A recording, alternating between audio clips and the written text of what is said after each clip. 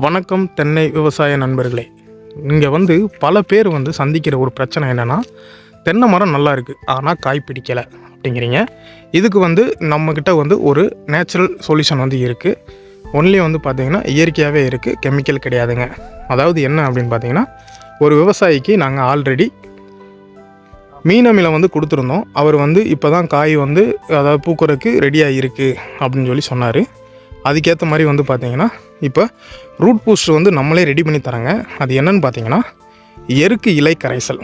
எருக்கு இலையோட 200 லிட்டர் ட்ரம்மில் வந்து எருக்கு இலை போட்டுட்டு அது கூட நொச்சி இலை, புங்க இலை இந்த மூணையுமே சேர்த்து போடுறோம். இதனால் வந்து பார்த்திங்கன்னா காய் வந்து தன்மை வந்து அதிகமாகும், காய் உதிர்றது வந்து நிற்கும், லேண்டில் இடத்துல இருக்கிற மைக்ரோநியூட்ரியன்ஸ் வந்து அதிகமாகும், ஃபெர்டிலிட்டி தன்மை வந்து அதிகமாகும்.